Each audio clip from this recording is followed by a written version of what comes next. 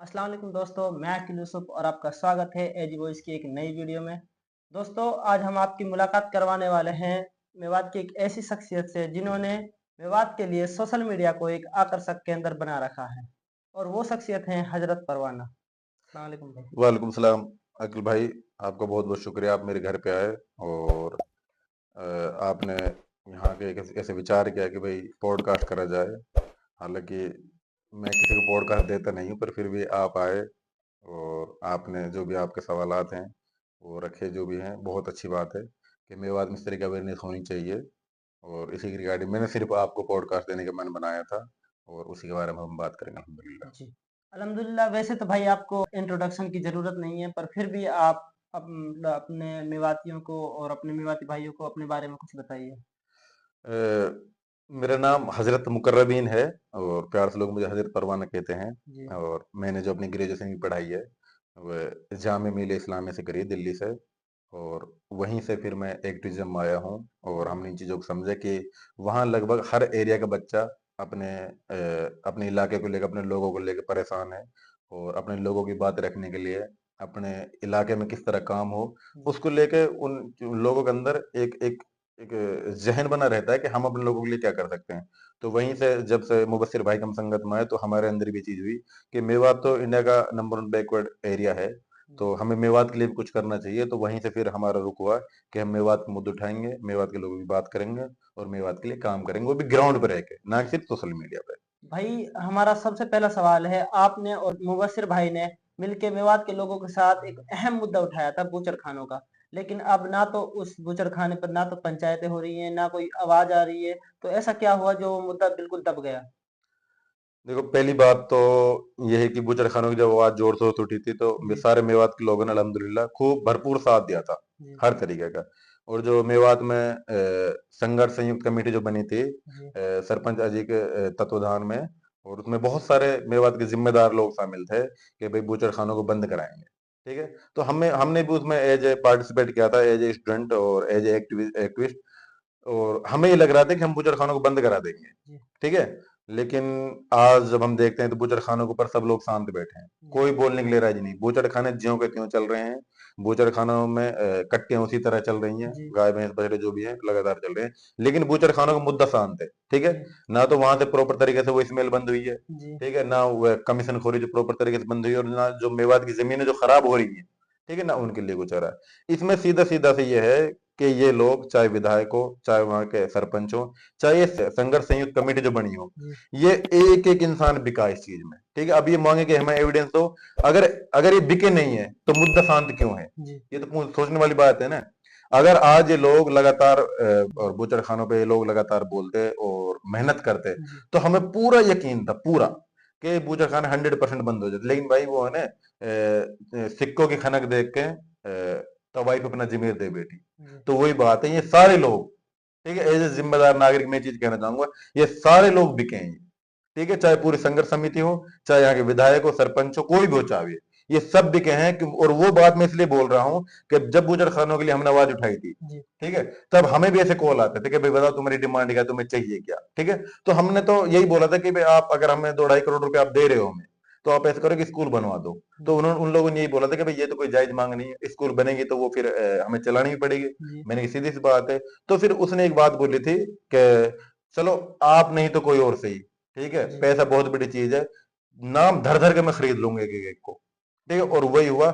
उसके बाद सिर्फ 2 पंचायतें हुई, जी। एक नूह में हुई, एक फिरोजपुर में हुई। जी। जी। ठीक है, उसके बाद कुछ नहीं हुआ, जबकि हमारा मन ये था कि हमारी जो भी पंचायत हो, जो भी धरना प्रदर्शन हो, वो किसी भी बूचड़ खाने के सामने हो, जी। ताकि उसके मालिक के कान टाइट हो, और तब जाके हमारी आवाज मजबूत बने और मेवात के लोगों को लगे कि वाकई ये बूचड़ खानों के लिए काम कर रहे हैं और बूचड़ खानों के बंद करा कर ही दम लेंगे। और बहुत सारे लोगों को ऐसा लगता है कि बूचड़ खाने बंद नहीं होंगे, बंद नहीं होंगे। तो ऐसा तो किसी किताब में नहीं लिखा कि कोई चीज गलत हो जी। और उसका अंत ना आए। लेकिन वही है कि सब लोग सिक्कों की खनक देख के अपना जमीर बेच बैठे।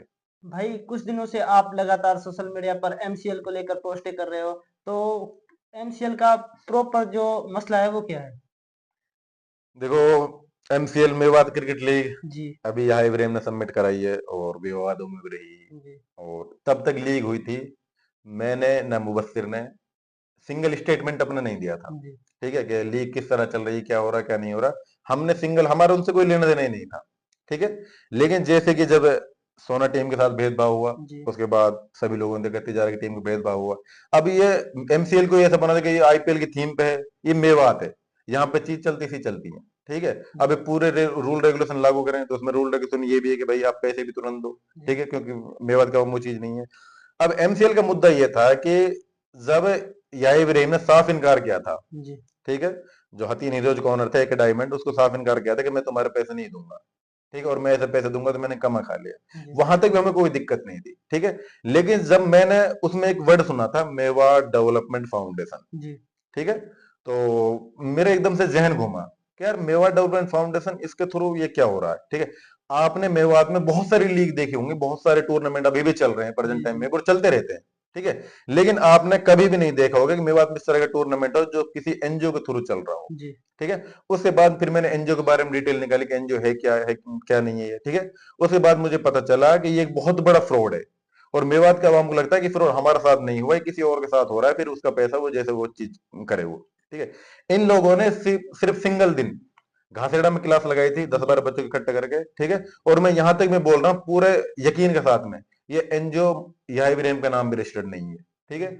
मुझे जहां तक यकीन है कि हिंदू का नाम रजिस्टर्ड है, ठीक है। तो इन लोगों ने क्या किया, उसमें तकरीबन तकरीबन 1.25 करोड़ रुपए का 1,74,00,000 इन लोगों ने ट्रांजेक्शन उसमें दिखाया, ठीक है। ये सीधा सीधा मेवात के आवाम के साथ घोटाला है, ठीक है। और मैंने ये भी बोला है कि अगर इस लीग में पूरी में जी 30 लाख से ज्यादा के खर्चा दिखा दें तो मैं सोशल मीडिया चलाना छोड़ दूंगा, मैं एक्टिविज्म करना छोड़ दूंगा। अब घोटाला होता किस तरह है, ये लोग क्या करते हैं, सबसे बड़ा घोटाला एनजीओ में ही होता है, जी इससे बड़ा घोटाला आज तक दुनिया में ना कहीं हुआ है ना कभी होगा। एनजीओ के थ्रू ही ब्लैक को व्हाइट करते हैं, या फिर जो इस तरह की लीक करा के जी किसी ऐसे बिजनेसमैन से, ऐसी ऐसी उस कंपनी से कि जो कि स्पोर्ट में पैसा इन्वेस्ट करना चाहती जी हो, ठीक है, उनसे ये लोग फाउंडेशन के थ्रू पैसे लेते हैं, ठीक है।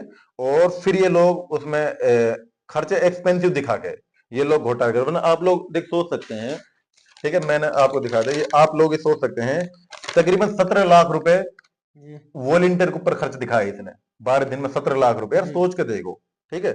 दूसरी बात यह है कि इसने 19 लाख रुपए, ठीक है, 19,50,000 रुपए इसने दिखाया साउंड के ऊपर खर्चा, जी ठीक है। तो ये सब सारी चीजें सोचने लायक है। बैनर के ऊपर इसने 9 लाख रुपए का खर्चा दिखाया, सारी चीज सोचने लायक है। अगर ये घोटाला नहीं करता, जी या ब्लैक को व्हाइट ही नहीं करता, ठीक है, तो इतने भारी भरकम खर्चे ये क्यों दिखाता, जी मेन चीज इसमें ये है। और दूसरी बात अगर आप सोचोगे तो आपको एक बात बता दूं, अगर इसको दुबई से पैसा लेके आने इंडिया में, ठीक है, लेके आए, हमें कोई दिक्कत नहीं है, ठीक है, कोई मसला नहीं है। अगर ये दुबई से पैसे लेके आए इंडिया में, जी तो किसके थ्रू लेके आएगा ये, इंडिया में अगर लेके आएगा तो उस पर तकरीबन 30% टैक्स और है, 18% और है, 48% टैक्स चला जाएगा, ठीक है, इसका पैसा जी तो खत्म। 100 रुपए में से 48 रुपए टैक्स दे रहा है, 50 रुपए जिसके पास बचा गया, ठीक है। लेकिन पैसा लेके आए, काम करे, कोई दिक्कत नहीं है, लेकिन कम से कम ऐसी लीग में विवाद तो ना करवाए, जी जिसका जो पैसा बन रहा है उसको साइलेंट मोड पे करके दे देता, हमको ना पता चलता ना किसी और को पता चलता। लेकिन इसने नहीं किया क्योंकि इसकी नीयत में खोट था, ठीक है।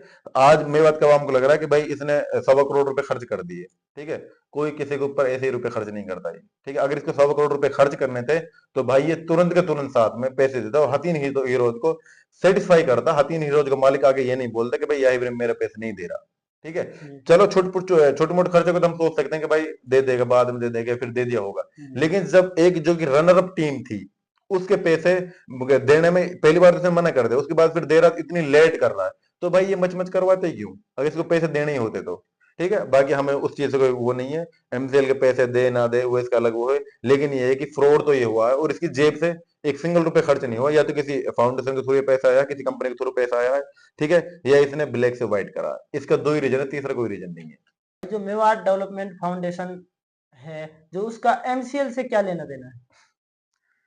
बात वही है अखिल भाई, फाउंडेशन के थ्रू जब आप कोई लीक कराते हैं ना, जी ठीक है, जब आप एक फाउंडेशन रजिस्टर करो उसके थ्रू आप लीक कराते, आप कहीं से भी पैसा उठा के, जी कितना भी खर्चा दिखा के, कैसे भी उन पैसों को डिस्ट्रीब्यूट कर सकते हैं।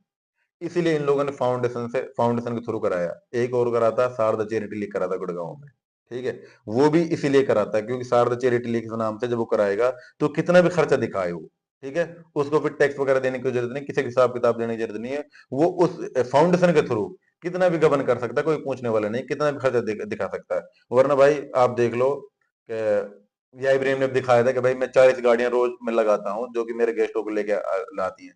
आज के वक्त में मेरे पास हर एक इंसान के पास बाइक है, कार है, मोटरसाइकिल है, वो आ जाता है, ठीक है। और 40 गाड़ी तो भाई आजकल की बारात में भी नहीं ले जाता, ठीक है। तो फाउंडेशन के थ्रू कराने का सबसे बड़ा यही है, एक तो उन टीमों से पैसे लेना जो इन्होंने 30-35 लाख रुपए लिए टीमों को ओनरशिप देने के बदले, वो पैसा, ठीक है। एक जो इसने भारी भरकम खर्चे दिखाए हैं, वो पैसा। तो फाउंडेशन कराने की चीज से तो मतलब यही है कि एक बहुत बड़ा घोटाला जो कि मेवात का आवाम का अभी ये चीज पच नहीं रही है, ठीक है। लेकिन अभी पचेगी है, इनको पचानी पड़ेगी चीज कि वाकई घोटाला हुआ है। और ये लीक कराए कोई दिक्कत नहीं है, हमें अच्छी बात है, कराए कोई मसला नहीं है, ठीक है।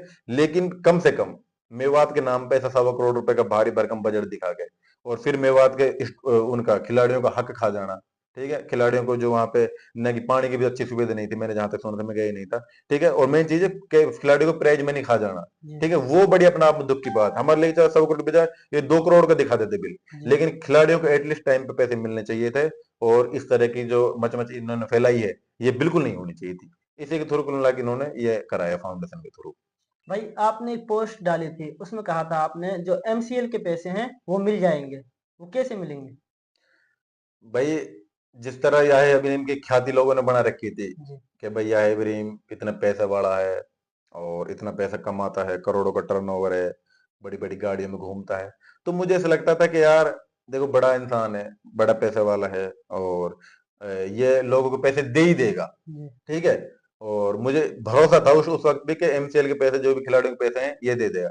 लेकिन जब हथीन हीरोज के ओनर का वीडियो आया कि भाई या इब्राहिम ने सीधा पैसे देने को मना कर दिया, मैंने कहा जब रनर अप टीम का ओनर ये चीज बोल रहा है कि भाई पैसे नहीं दे रहा, इसने साफ इनकार कर दिया, हालांकि वो रिकॉर्डिंग भी है, ठीक है। तो मुझे फिर डाउट हुआ कि यार कभी तो इतना बड़ा पैसा वाला बनता है, और फिर इसने बाद में 100 करोड़ रुपए को दिखाया था और 10-11 लाख रुपए को मच मच कर रहा है। फिर मुझे बाद में उस चीज की रियलाइज हुआ कि यार हुआ तो है, ठीक है, और पैसे नहीं दे रहे। लेकिन वो पोस्ट उससे पहले की थी और मुझे लगा था कि एमसीएल के पैसे मिल जाएंगे, हालांकि बाद में वो ऐसा नहीं हुआ। और अभी मुझे पता नहीं कि क्या हो रहा क्या नहीं हो रहा, बाकी वो उस वक्त से पहले की पोस्ट है, बाद की नहीं है वो। तब मुझे भरोसा था या इब्राहिम पे कि सबके पैसे दे देगा। आपको क्या लगता है जो हथीन हीरोज के ओनर हैं एक डायमंड, वो उनका जो पैसा है यहाँ इब्राहिम की जो आपसी रंजिश की वजह से रोका गया है या फिर कुछ और वजह हो सकती है? देखो जिस तरह या इब्राहिम ने बताया कि मेरे 60 लाख रुपए भट्टे में डूब गए, ये खा गया, और 25 लाख रुपए इन्होंने मेरे घर बनाने के लिए मुझे जमीन वगैरह मतलब कॉमर्शियल करवाने थे, वहां पे इसने घोटाला किया। और ये घोटाला करने की सोच में, आप एक बात बताओ अखिल भाई, महंगाई के दौर है, ठीक है, भट्टा है, भट्टे पे ईंट बनती है, ठीक है। ईंटों का रेट सस्ता है कभी? कभी हुआ सस्ता? नहीं हुआ ना, ठीक है। ईंटों का रेट दिन पे दिन या सीजन वाइज सीजन बढ़ता ही रहता है। तो भाई भट्टे का तो लॉस का तो कोई बनता ही नहीं है, ठीक है। और फिर इसने घर का जो बताया कि घर में मेरे 25 लाख रुपए का गबन करने की सोच रहा है। देखो हमारा प्रॉपर्टी का काम है, हमें पता है कि जिस तरह आप एक कृषि भूमि को आप कॉमर्शियल कराते हैं तो उसमें पैसा लगता है, अच्छा खासा पैसा लगता है। हमारे यहाँ पे तकरीबन 1 बीघे में मेरे ख्याल से 3 लाख रुपए लगते हैं, दलाल उलाल को मिला के, सबको मिला के, और तो टैक्स लगता है वो। लेकिन जब ये पर्सनल गया या इब्राहिम, ठीक है, तो ये चीज इसके दिमाग में पहले से थी, ठीक है, कि मुझे हथीन हीरोज ओनर को पैसे नहीं देना और मुझे पर्सनल जाना है।